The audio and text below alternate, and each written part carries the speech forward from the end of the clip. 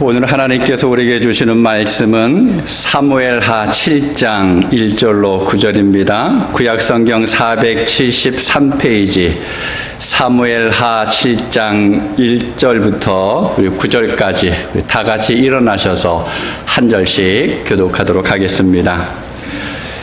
여호와께서 주위의 모든 원수를 무찌르사 왕으로 궁에 평안히 살게 하신 때에 왕이 선지자 나단에게 이르되 볼지어다 나는 평안복궁의 사람을 하나님의 들은 비난 가운데 이르도다. 나단이 왕께 아뢰되 여호와께서 왕과 함께 계시니 마음에 있는 모든 것을 행하소서 하니라.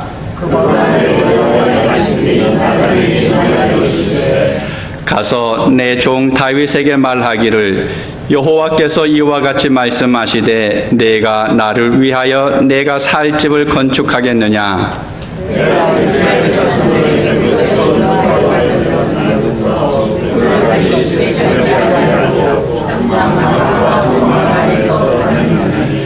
이스라엘 자손과 더불어 다니는 모든 곳에서 내가 내 백성 이스라엘을 먹이라고 명령한 이스라엘 어느 지파들 가운데 하나에게 내가 말하기를 너희가 어찌하여 나를 위하여 백향목집을 건축하지 아니하였느냐고 말하였느냐.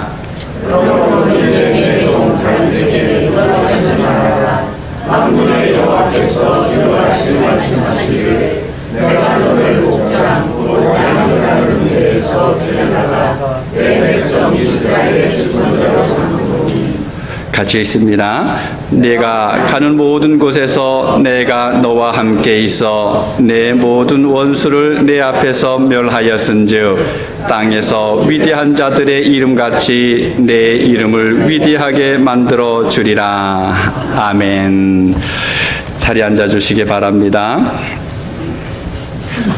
지금은 이제 은퇴를 했지만 한 40년 넘도록 이제 한 지역에서 초등학교 교사로 있으면서 이제 풀꽃 시인이라고 하는 이제 별명을 가진 나태주 시인이 있습니다. 시인 역시 코로나 바이러스 사태를 겪으면서 이제 힘든 삶을 살았었는데 그로 인해서 많은 사람들이 이제 힘들어하는 것을 보면서 하루에 시를 한 편씩 이제 기록을 했다라고 이야기합니다. 이제 그러다가 그 시들을 모아서 작년에 이제 시집 하나를 출간을 했습니다. 근데 그 시집에 보면 이제 이런 제목의 시가 하나가 있습니다. 그럼에도 불구하고 우리가 부르는 복음성 내용이 아닙니다. 그것과는 전혀 상관이 없습니다. 그러니까 우리의 실제적인 삶을 다루고 있어서 우리가 좀 깊이 생각해 볼 필요가 있습니다. 제가 읽어드리도록 하겠습니다. 지금 사람들이 너나 없이 살기 힘들다, 지쳤다, 고달프다, 심지어 화가 난다고까지 말을 한다. 그렇지만 이 대목에서는 우리가 마땅히 기댈 말과 부탁할 마음은 그럼에도 불구하고 우리는 밥을 먹어야 하고 잠을 자야 하고 일을 해야 하고 그럼에도 불구하고 우리는 아낌없이 사랑해야 하고 조금은 더 참아낼 줄 알아야 한다. 무엇보다도 소망의 끈을 놓치지 말아야 한다. 기다림의 까치발을 내리지 말아야 한다. 그것이 날마다 아침이 오는 까닭이고 봄과 가을 사계절이 있는 까닭이고 어린 것들이 우리와 함께하는 이유이다. 그러니까 내 내면이 어떠한지를 한번 깊이 생각해 볼 만한 그러한 시입니다. 우리가 세상을 지금 힘들게 살아가고 있는 것이 분명한 사실이기도 합니다. 그래서 울고불고 할 때도 있고 또 때로는 나도 모르는 사이에 내 속에서 뭔가 집으로 오르는 그런 순간들도 있습니다. 어떤 경우는 눈물 흘리면서 밤새 지새울 때도 있습니다. 때로는 병든 몸을 가지고 하루하루 힘겨운 삶을 보내야 할 때도 있습니다. 그렇지만 우리는 그럼에도 불구하고 포기하지 말고 소망을 붙잡아야 합니다. 특별히 그리스도의 사람들인 우리는 어떠한 경우에라도 사랑하시는 것을 포기하지 않으시는 하나님을 향한 소망을 놓치지 말아야 합니다. 소망이 되시는 주님을 늘 기억할 수 있는 여러분 되시기 바랍니다. 언제나 나를 향해서 바라보고 계시는 주님이 계시다라고 하는 사실을 여러분 떠올리시기 바랍니다. 자, 기도하겠습니다. 아버지 하나님, 하나님께서 우리를 사랑하여 주셔서 감사합니다. 이 땅을 살아갈 때 우리가 발버둥 치며 살아오지만 때로는 아픔이 있고 괴로움이 있는 그런 삶의 시간을 지나갈 때에 하나님께서 우리와 함께 하시고 우리를 붙들어 주셔서 지난 한 주간의 삶을 살아올 수 있도록 도우셔서 감사합니다. 그러한 우리를 이 시간 주님 앞으로 불러주셨습니다. 예배자로 삼아주셨습니다. 하나님을 찬양하게 하여 주셨고 하나님의 영광의 자리가 어딘지를 기억하게 하여 주셨고 또 하나님께서 주시는 말씀 앞에 서게 해주셔서 감사합니다. 이 시간 우리가 순서를 따라서 하나님의 말씀을 듣습니다. 영의 길을 열어주시고 마음의 문을 열어주시어서 하나님의 음성을 듣게 하여 주시옵소서. 연약한 자가 주의 말씀을 들고 앞에 섰습니다.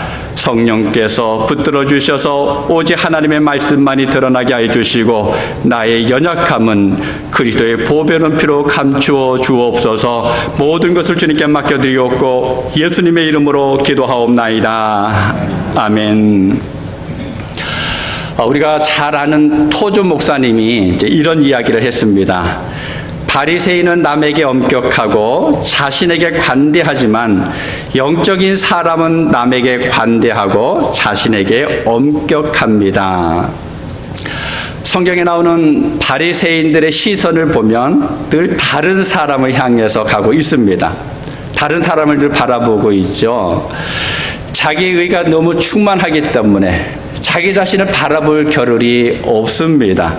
그런데 다른 사람을 바라보는 그 눈이 사랑과 긍휼의 눈이 아니라 비난과 책망의 눈입니다.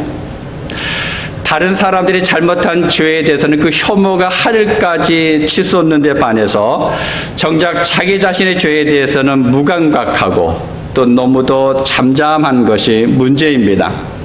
이런 바리새인들을 향해서 주님께서 말씀하셨죠. 하루살이는 걸러내고 낙타는 삼키는도다. 정말 중요한 것은 아무렇지도 않게 흘려버리면서 정말 하나님 앞에서 꼭 지켜야 할 것들은 무시하면서 살아가면서 별것 아닌 것, 사소한 것들은 붙들고 벌벌 떨면서 서로 아웅다웅 싸우고 있는 그들의 모습을 주님께서 말씀하시는 것입니다. 그럼 우리는 어떨까요? 우리의 실제적인 삶의 모습을 우리는 보지 못하고 살아갈 때가 종종 있습니다. 그래서 믿지 않는 사람들이 그리스도인들을 향해서 평가할 때 위선자다라고 말을 할 때가 있습니다. 여러분, 우리는 반대로 해야 됩니다. 내 자신에게 대해서는 더 엄격하게 성찰하면서 어설프게 나 자신을 변호하는 것이 아니라 내 연약함, 내 오류, 나의 잘못들을 빨리 인정해야 됩니다. 그거 내가 잘못했어. 그거 내 실수야. 그거 내가 잘못 알았어. 라고 우리는 빨리 이야기할 수 있어야 합니다. 그러면서 그렇게 내 마음을 살피면서 내 영혼을 살피면서 하나님의 긍휼을 내가 구하고 있는지를 늘 확인해 볼 수 있어야 합니다. 그럼 노아, 아브라함, 요셉 기억나시나요? 상식을 뛰어넘는 믿음, 하나님의 인정을 받는 믿음, 세상이 감당할 수 없는 믿음의 사람들이다라고 하는 것을 이야기했습니다. 그래서 이런 믿음의 사람들을 통해서 그리고 믿음이라고 하는 것이 무엇인가라고 하는 것을 우리가 말씀을 들으면서 내가 어떤 믿음으로 성장해 가야 하는지를 계속해서 살펴보고 있습니다. 여러분, 믿음에 대해서 고민해 보신 적이 있나요? 과연 나는 지금 어떤 믿음을 가지고 있을까? 여러분, 갈등하면서 생각해 보신 적이 있습니까? 그래서 여러분 지금 믿음에 만족하십니까? 이 정도 믿음이면 하나님 앞에 나는 설 수 있어 라고 여러분 생각하고 계십니까? 그럼 머리로 알고 이해가 되었다 그래서 그것이 다 믿음이 되는 것은 아닙니다. 믿음은 일상의 삶에서 말과 행동으로 나타나야만 합니다.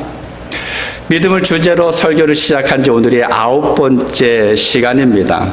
여러분 어떻습니까? 지난 8번의 시간을 지나면서 믿음에 대해서 우리가 이야기를 들었었는데, 이런 믿음에 대한 상태에 대해서 여러분 갈급함이 생기십니까? 난 이거 부족했구나, 나는 이것을 찾아갔어야 되겠구나 라고 하는 여러분 갈급함이 있습니까? 아니면 아무런 느낌이 없으십니까? 그럼 느낌이 없다 그러면 제가 설교를 처음부터 다시 해야 돼요. 믿음은 늘 변화되어져야 합니다. 제자리 걸음하면 되지 않습니다. 조금이라도 달라져야 돼요. 한 발자국이라도 우리는 앞으로 갈 수 있어야 합니다. 그 변화가 우리 삶 속에 일어나야 합니다. 오늘 우리가 함께 읽은 말씀을 통해서 다윗이 하나님을 향하여서 지니고 있는 아름다운 마음을 발견할 수가 있습니다. 다윗이 평상시에 하나님에 대해서 어떤 마음을 가진 사람이었는지를 오늘 본문은 이야기해주고 있습니다. 사도 바울이 안디옥에 가서 이제 전도를 하다가 어느 날 회당에 들어가서 이제 유대인들에게 설교하는 시간이 있었습니다. 그 길게 설교하면서 사도행전 13장 22절 중반부에 보면 다윗에 대해서 이렇게 이야기합니다. 내가 이새의 아들 다윗을 만나니 내 마음에 맞는 사람이라 내 뜻을 다 이루게 하리라 하시더니, 여러분 다윗이 어떻게 했기에 하나님으로부터 이런 말을 들을 수 있었을까요? 왜 하나님께서 다윗에게 내 마음에 맞는 사람, 내 마음을 시원하게 하는 사람이다 라고 말씀하셨을까요? 다윗의 외모 때문에 그랬습니까? 아니면 다윗이 가지고 있었던 지식 때문에 그랬었나요? 아니면 그 가정의 배경 때문이었습니까? 아닙니다. 그렇지 않습니다. 무엇 때문에 그렇습니까? 다윗이 가지고 있었던 아름다운 마음 때문이었습니다. 언제나 하나님을 향해서 고정되어 있는 다윗의 마음이었기에 하나님의 마음에 맞는다라고 말씀하셨습니다. 오늘도 하나님께서는 하나님의 사람을 찾으십니다. 어떤 사람을 찾으십니까? 얼굴이 예쁜 사람인가요? 몸매나 환경, 조건이 좋은 사람들입니까? 아닙니다. 뛰어난 능력을 가진 사람을 찾는 것도 아닙니다. 높은 자리에 있는 사람은 더더욱 아닙니다. 그렇다고 외모가 출중한 사람을 찾지 않으십니다. 누구를 찾으십니까? 마음이 아름다운 사람. 다윗이 그랬던 것처럼 하나님을 향하여 있는 사람을 찾고 있다라는 겁니다. 그리고 하나님은 그런 사람을 통해서 하나님의 뜻을 이루어 가십니다. 오늘 말씀을 준비하면서 제 속에 은근히 욕심이 하나 생겼습니다. 오늘 예비하는 모두가, 아니 우리 그리스도 성경계 모든 성도들이 내 마음에 맞는 사람이라고 하는 하나님의 음성을 들었으면 좋겠다라고 하는 그런 욕심이 있었습니다. 아니에요. 그 음성 듣기 싫으십니까? 여러분 늘 하나님께서 말씀하시는, 누구는 내 마음에 맞는 사람이야, 내 마음을 시원하게 하는 사람이야 하는 그 음성을 들으실 수 있는 여러분 되시기 바랍니다. 사람들은 누구나 다 꿈이 있죠. 그것이 소박한 것이 될 수도 있고, 때로는 어처구니 없는 꿈이 될 수도 있고, 또 어떤 때는 허황된 것처럼 보이는 꿈이 있을 수도 있습니다. 그런데 모두는 그 꿈을 가지고 있다라는 거예요. 그 꿈을 이루기 위해서 저마다 노력합니다. 어떤 때는 밤을 새워서 일하기도 합니다. 알버트 후바드라고 하는 사람이 이제 성공의 조건을 이야기하면서 이런 말을 했습니다. 성실히 일하며 자주 웃고 많이 사랑하는 사람은 성공을 취할 수 있다. 그리고 데이비드 블리라고 하는 사람은 성실한 노력과 땀 흘림 없이 성공을 꿈꾼다는 것은 마치 씨를 뿌리지도 않고 추수를 기다리는 것과 같다라고 이야기했습니다. 일리 있는 말. 우리가 살아가는 세상에서 성공하기 위해서는 가장 기본적으로 필요한 것들이 바로 이것입니다. 그렇지만 여러분, 이것으로는요, 당장 눈앞에 보이는 성공은 이룰 수 있을지 몰라도 시대를 뛰어넘는, 또 하나님의 마음에 맞는 그런 성공은 이룰 수가 없습니다. 여러분, 그러면 어떻게 해야 될까요? 구약 성경에 보면 시대를 뛰어넘어서 하나님께 쓰임을 받는 사람을 발견할 수가 있는데, 그 중에 한 사람이 바로 다윗입니다. 12지파로 나눠져 있었던 이스라엘을 통일 왕국으로 이루었습니다. 이스라엘 역사에 있어서 시대를 뛰어넘어서 지금도 누구에게나 기억되고 있는 위대한 왕입니다. 다윗의 특징은 하나 뽑으라라고 이야기한다 그러면 하나님을 잘 섬긴 사람입니다. 영원하신 하나님께서 다윗을 시대를 뛰어넘는 믿음의 사람으로 세워주셨습니다. 이사야서 55장 3절에 보면 너희는 귀를 기울이고 내게로 나와 들으라. 그리하면 너희의 영혼이 살리라. 내가 너희를 위하여 영원한 언약을 맺으리니 곧 다윗에게 허락한 확실한 은혜이니라. 여러분, 하나님께서 말씀하셨는데 다윗에게 하신 약속이 무엇입니까? 여러분, 영원한 약속이 무엇입니까? 확실한 은혜라는 거예요. 여러분, 그러면 우리가 확실한 은혜인 시대를 뛰어넘는 믿음의 사람으로 살기 위해서는 어떻게 해야 될까요? 첫 번째로는요, 영광의 하나님을 바라보아야만 합니다. 오늘 본문 1절, 2절을 보면 다윗의 관심이 온통 어디에 있는지를 우리가 발견할 수가 있습니다. 우리 함께 1절, 2절을 읽도록 하겠습니다. 여호와께서 주의 모든 원수를 무찌르사 왕으로 궁에 평안히 살게 하신 때에 왕이 선지자 나단에게 이르되 볼지어다 나는 백향목 궁에 살거늘 하나님의 궤는 휘장 가운데 있도다. 다윗은 지금 이스라엘의 통일 왕국을 이루어가고 있습니다. 하나님께서 약속하신 영토를 차지하기 위해서 지금 많은 전쟁을 치르고 있는 중이기도 합니다. 분주합니다. 정신이 없습니다. 전쟁을 어떻게 해야 될까? 어디로 가면 또 승리할 수 있을까? 또 하나님께서 어떻게 말씀하시는가? 거기에 늘 집중되어져 있어야 되는데, 그런데 이러한 상황에서 다윗이 생각하고 있는 것이 무엇입니까? 하나님을 위해서 내가 해야 할 일이 뭘까? 이 순간에 내가 하나님을 위해서 해야 될 것이 무엇인가라고 하는 것을 생각하고 있습니다. 하나님의 궤는 휘장 가운데 있도다. 가만히 보니까 지금 자신은 화려한 궁에서 살아가고 있습니다. 평안하게 살아가고 있습니다. 하나님께서 은혜를 주셔서 주변의 적들을 다 정리가 되어 있습니다. 이제 근심할 것이 없습니다. 앞으로 하나님께서 주신 은혜를 누리기만 하면 됩니다. 그런데 가만히 보니까 하나님의 궤는 천막 안에 있다라는 거예요. 천막에 하나님의 궤가 놓여 있습니다. 하나님의 은혜를 받은 자로서 가만히 생각해 보니까, 하나님을 사랑하는 사람으로서 가만히 생각해 보니까 뭔가 어울리지 않습니다. 아, 이건 아니다 라고 하는 생각이 듭니다. 그래서 성전에 대한 열망을 가지게 됩니다. 비록 다윗이 많은 피를 흘렸기 때문에 하나님께서 성전 짓는 것도 허락하시질 않았지만, 그러나 하나님께서 그런 다윗의 마음을 보셨습니다.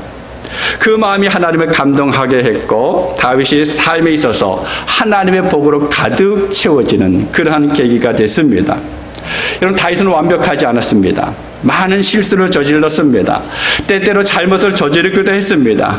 그런데 하나님은 자신의 허물을 그대로 가지고 나오는 이 다윗을 외면하지 않으셨다라는 거예요. 시편 6편 6절에 보면 다윗이 이렇게 고백합니다. 내가 탄식함으로 피곤하여 밤마다 눈물로 내 침상을 띄우며 내 혀를 적시나이다. 자신이 지은 죄를 생각하면서 밤새도록 눈물이 흘러나오는데, 그 눈물로 인해서 자기 자신이 베고 있었던 베개가 흠뻑 젖었습니다. 그리고 시편 32편 3절에서는 내가 입을 열지 아니할 때에 종일 신음함으로 내 뼈가 새하였도다 라고 합니다. 그러면서 허물을 가지고 하나님 앞에 나가고 있다라는 거예요. 죄를 저질렀습니다. 그런데 죄 가운데 허우적거리진 않았다라는 거예요. 내가 이런 잘못을 저질렀다라고 하면서 자포자기하지도 않았습니다. 그것 때문에 자책하고만 있지도 않았습니다. 그렇다고 반대로 모른 척하지도 않았습니다. 뭐 이 정도면 됐지라고 하면서 다윗은 그런 삶을 살지 않았습니다. 그 자리에서 다윗이 생각했다라는 거예요. 죄의 자리에서 하나님을 바라봤습니다. 다윗은 자신의 잘못된 것을 깨닫고 구원하시는 하나님을 바라보았습니다. 하나님께서 자신의 죄된 모습을 그대로 보여드린 것입니다. 그런데 하나님은 그것, 그것을 기뻐하셨다라는 거예요. 죄를 감추는 모습이 아니라 하나님, 내가 이런 미련한 사람입니다, 내가 이런 죄를 가지고 있었습니다라고 하는 그 모습을 하나님께서 기뻐하셨습니다. 우리가 하나님을 감동하게 하는 것은 하나님을 위해서 무엇인가가 대단한 일을 하는 것이 아닙니다. 다윗이 그랬던 것처럼 우리 시대의 일반 사람들이 갖지 않았던 마음, 비록 부끄러운 마음이라 할지라도, 아니 내 부끄러운 삶이라 할지라도 하나님을 향한 전적인 사랑의 마음을 드리는 거예요. 하나님께서 나를 용서해 주실 것이라고 하는, 비록 나는 부족하지만 하나님께서 나를 받아주실 것이라고 하는 그 마음을 하나님께 드려야 합니다. 하나님을 향한 소망을 가져야 합니다. 삶의 순간마다 하나님의 영광을 바라보아야 합니다. 두 번째로는요, 하나님 앞에서 정직한 삶을 살아야 합니다. 하나님은 사람을 외모로 보지 않고 중심을 보신다라고 하는 것을 우리는 성경을 많이 읽어서 알고 있습니다. 사무엘상 16장 7절에 보면 하나님께서 이렇게 말씀하십니다. 여호와께서 사무엘에게 이르시되 그의 용모와 키를 보지 말라. 내가 이미 그를 버렸노라. 내가 보는 것은 사람과 같지 아니하니 사람은 외모를 보거니와 나 여호와는 중심을 보느니라 하시더라. 그리고 예레미야서 17장 10절에도 보면 나 여호와는 심장을 살피며 폐부를 시험하고 각각 그의 행위와 그의 행실대로 보응하나니. 여러분, 언제나 하나님은 우리의 중심을 보십니다. 그런데 다윗은 그런 하나님의 마음에 합한 사람이었다라는 거예요. 부패하지 않은 마음, 그 속에 세상이 추구하는 것들로 담겨져 있는 사람이 아니라 하나님의 마음이 담긴 것을 하나님께서 찾으신다라는 겁니다. 그런 마음으로 인내하며 땀 흘리는 사람을 하나님께서 사용하십니다. 다윗이 바로 그런 사람이었습니다. 시대를 뛰어넘는 믿음을 가지고 살아가는 사람은 하나님 앞에서 정직한 삶을 살아갑니다. 여러분, 단순히 이것을 윤리적인 것을 말하는 것이 아니에요. 도덕적으로 깨끗한 삶을 살아가는 것을 말하는 것이 아닙니다. 하나님을 향한 마음이에요. 내가 지금 이 순간에 하나님을 향해서 내 마음이 열려져 있는가라고 하는 것입니다. 다윗이 하나님의 성전을 짓겠다고 한 것은 단지 입술로만 한 말이 아닙니다. 지나간 말로 한 것이 아니에요. 겉다르고 속다른 그런 사람이 아니었습니다. 이 다윗은 매사에 진심이었어요. 실제로 다윗은 모든 것을 준비하는 것을 우리는 성경을 통해서 볼 수가 있습니다. 역대상 29장 17절에 보면 다윗이 이렇게 고백을 합니다. 나의 하나님이여, 주께서 마음을 감찰하시고 정직을 기뻐하시는 줄을 내가 아나이다. 내가 정직한 마음으로 이 모든 것을 즐거이 드렸사오니 이제 내가 또 여기 있는 주의 백성이 주께 자원하여 드리는 것을 보니 심히 기쁘도소이다. 다윗이 하나님께 무엇이라고 고백하고 있습니까? 내가 정직한 마음으로 이 모든 것을 즐거이 드렸사오니. 정직함으로 드렸다라는 거예요. 즐거움으로 드렸다라는 것입니다. 순수하게 기쁜 마음으로 하나님께 드렸다라고 말하고 있습니다. 하나님을 사랑하는 마음으로 드렸다라고 고백하고 있습니다. 열왕기상 15장 5절에 다윗을 이렇게 평가합니다. 이는 다윗이 햇사람 우리아의 일 외에는 평생에 여호와 보시기에 정직하게 행하고 자기에게 명령하신 모든 일을 어기지 아니하였습니다. 정직하다라고 하는 것은 마음에 간사함이 없다라고 하는 그런 의미입니다. 교묘하게 행동하지 않는다라고 하는 것을 말합니다. 자신의 유익을 위해서 포장하지 않는 것을 말을 합니다. 행동하는 것과 또 말하는 것과 마음에 담긴 것이 일치하는 것입니다. 이것이 바로 시대를 뛰어넘는 믿음을 가진 사람의 모습입니다. 그래서 우리는 시편 51편 10절에서 하나님이여, 내 속에 정한 마음을 창조하시고 내 안에 정직한 영을 새롭게 하소서라고 다윗이 기도한 것처럼 우리는 정직한 영, 정한 마음을 날마다 구하면서 살아갈 수 있어야 합니다. 마지막 세 번째로는요, 하나님께 감사하는 마음이 되어야 합니다. 여러분, 시대를 뛰어넘는 믿음을 가진 사람은 항상 하나님께 감사하는 마음이 있습니다. 감사를 고백하고 감사를 표현합니다. 속에만 간직하고 있는 것이 아니라 그것을 다른 사람들이 알도록 보여준다라는 거예요. 시편 30편 12절을 우리 함께 읽도록 하겠습니다. 이는 잠잠하지 아니하고 내 영광으로 주를 찬송하게 하심이니 여호와 나의 하나님이여 내가 주께 영원히 감사하리이다. 다윗이 이제 살아가다가 노년에 병이 들었는지 어떤 환난을 겪었는지 그 이유는 정확히 알지 못하지만 바로 그 일들을 하나님께서 도우셔서 회복시켜 주셨습니다. 그리고 나서 고백하는 말이 바로 이것인데, 여기서 다윗이 고백하는 것이 무엇입니까? 여호와 나의 하나님이여 내가 주께 영원히 감사하리이다. 방금 전에 죽을 고비를 넘겼습니다. 왕의 자리에 있었는데, 통일 이스라엘을 다스리고 있었는데도 불구하고 어떤 연유 때문에 위기를 맞았는데, 근데 그것을 넘고 나서 생각하는 것이, 내가 어떻게 하면 이런 어려움을 다시는 겪지 않을까 생각하는 것이 아니라, 하나님 감사합니다. 내가 이것을 끝까지 기억하면서 감사한 마음을 잊지 않겠습니다 라고 고백하고 있습니다. 여러분, 시대를 뛰어넘는 믿음의 사람은 무엇이든지 하나님께 감사하는 마음으로 살아갑니다. 그럼 다윗이 자신에게 있었던 많은 물질을 하나님의 성전을 위해서 즐거운 마음으로 드리게 되죠. 역대상 29장 9장 5절부터 2절부터 5절을 우리 함께 교독해서 읽도록 하겠습니다.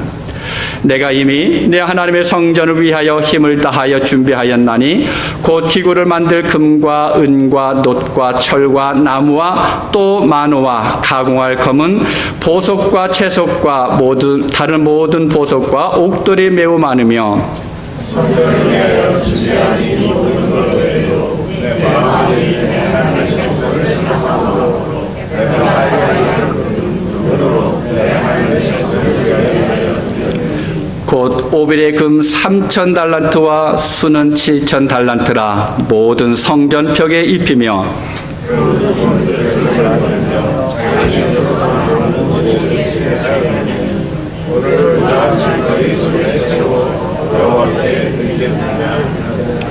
아멘. 여러분, 다윗이 하나님께 드린 것을 보면 참 엄청납니다. 아마 지금 이 시대에도 이렇게 드리기엔 쉽지 않을 것입니다. 그런데 다윗이 드린 것에서 두 가지를 발견할 수가 있습니다. 먼저는 눈에 보이는 것들이네. 재물을 드렸습니다. 가지고 있었던 능력을 드렸습니다. 사람들 앞에서 당당히 보여줄 수 있는 것을 드렸습니다. 두 번째로는 그의 마음을 드렸다라는 거예요. 물질만 드린 것으로 끝나지 않았습니다. 다윗은 그 마음까지 하나님 앞에 온전히 드렸습니다. 우리가 하나님께 드림에 있어서 조심해야 될 부분이 바로 이것입니다. 물질만 드리는 것도 마음만 드리는 것도 물론 하나님께서 받으시긴 하지만, 그러나 그것으로는 하나님의 마음의 감동을 일으키기에는 부족합니다.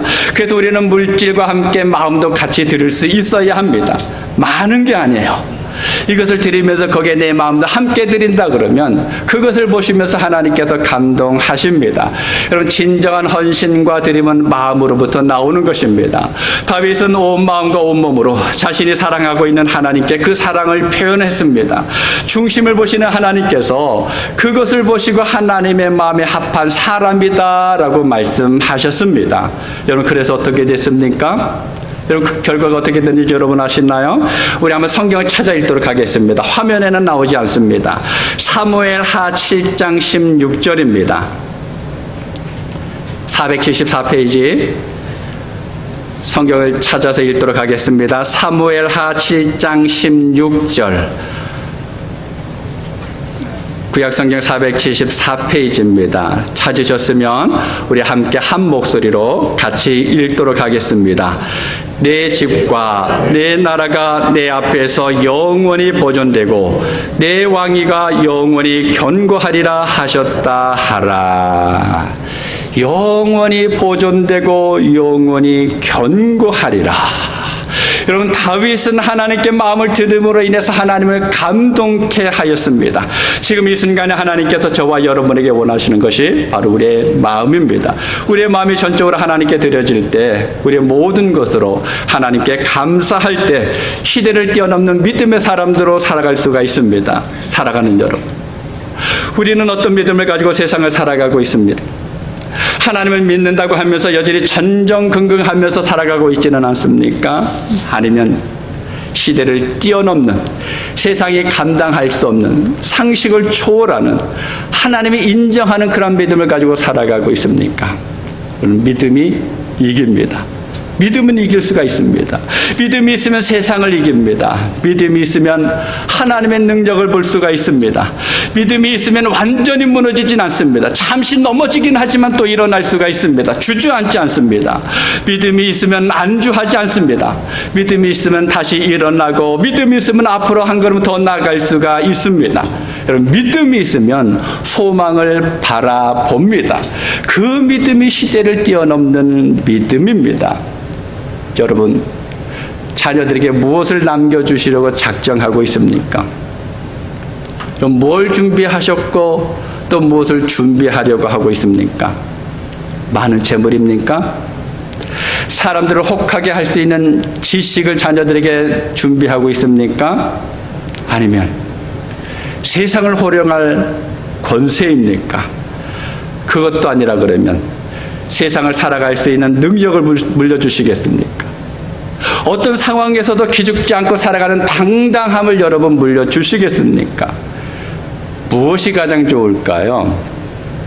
여러분, 자녀들에게 무엇을 남겨주는 것이 가장 좋을 것 같습니까? 믿음을 물려주실 수 있기를 바랍니다. 그냥 평범한 믿음도 좋지만 시대를 뛰어넘는 믿음을 준비했다가 그것을 자녀에게 물려주실 수 있게 바랍니다. 내가 평생 살아오면서 나는 하나님 앞에서 이렇게 살아왔어. 비록 세상에서 많은 사람들보다 뛰어나지는 못했지만 그러나 하나님 앞에서 내가 이만큼 인정받았어 라고 하는 그 믿음을 준비하셨다가 자녀들에게 넘겨주실 수 있기를 바랍니다. 처음에 언급한 나태주 시인이 아이들과 함께 평생을 함께 했던 교사입니다. 교장으로 오랜 기간 재직하면서 시간이 날 때마다 산으로 들으러 나가서 이 풀꽃들을 바라보면서 시를 썼는데, 그 많은 시 중에 하나가 풀꽃이라고 하는 제목의 시입니다. 간단합니다. 자세히 보아야 예쁘다.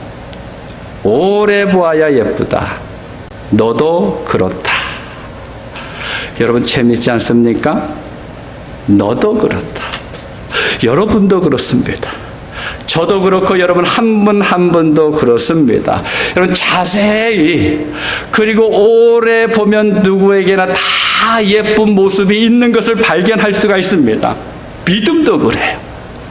처음에 볼 때는 아무것도 없는 것처럼 보였는데, 그런데 관심을 가지고 오랫동안 살펴보니까, 믿음으로 기다려보니까 그 안에 믿음이 있는 것이 눈에 들어오게 된다는 것입니다. 여러분, 우리의 믿음이 그렇습니다. 저도 그렇고 여러분도 그렇습니다. 그래서 하나님께서 언제나 우리를 유심히 바라보고 계시다라는 거예요. 우리를 자세히 바라보고 계십니다. 그리고 오래 참으시면서 기다리십니다. 우리 안에 아름다운 믿음의 씨앗이 있다라고 하는 그 사실을 아시고는 하나님께서 그것이 나타날 때까지 기다려주고 계시다라는 거예요. 오늘 함께 예배하는 사랑하는 그레이스 성경교회 성도 여러분, 여러분 한 분 한 분의 믿음이, 여러분의 마음이 하나님의 눈에 예쁘게 보여질 수 있기를 바랍니다. 그리하여서 하나님으로부터 다윗이 들었던 것처럼 내 마음에 합한 사람이다. 너는 내가 정말 기뻐하는 사람이다. 너는 내 마음을 시원케 하는 사람이다 라고 하는 그 소리를 듣고 살아갈 수 있는 여러분 모두가 되실 수 있기를 주님의 이름으로 축복합니다. 기도하겠습니다. 아버지 하나님, 하나님께서 오늘 또 우리를 예배 자리로 불러주셔서 감사합니다. 우리가 비록 세상을 살아가면서 이런저런 일들로 인하여서 넘어지고 쓰러질 때도 있었지만, 우리 안에 주님의 사랑이 다시금 새록 솟아나게 하시고 하나님께서 어떻게 우리를 인도하셨는지를 기억하면서 하나님을 신뢰하고 하나님을 믿으면서 하나님을 바라볼 수 있도록 우리를 언제나 이끌어 주셔서 참으로 감사합니다. 우리 그레이스 성경계 모든 성도들이 하나님을 향한 그 믿음이 있게 하여 주시옵소서. 정말 이 시대를 뛰어넘는 그 믿음 가운데 살게 하여 주시옵소서. 하루하루 살아가면서 내가 살아가는 그 삶의 현장 속에서 하나님이 함께 하시고 하나님의 모든 것을 이끌어 가시는 것을 온전히 믿으면서 그 하나님 바라보고 또 하나님께서 내게 예비하신 그 길들을 걸어감으로 인해서 하나님 앞에 칭찬 들을 수 있는 우리 모두가 되도록 인도하여 주시옵소서. 우리의 삶을 주님께 맡겨드리옵고 예수님의 이름으로 기도하옵나이다. 아멘.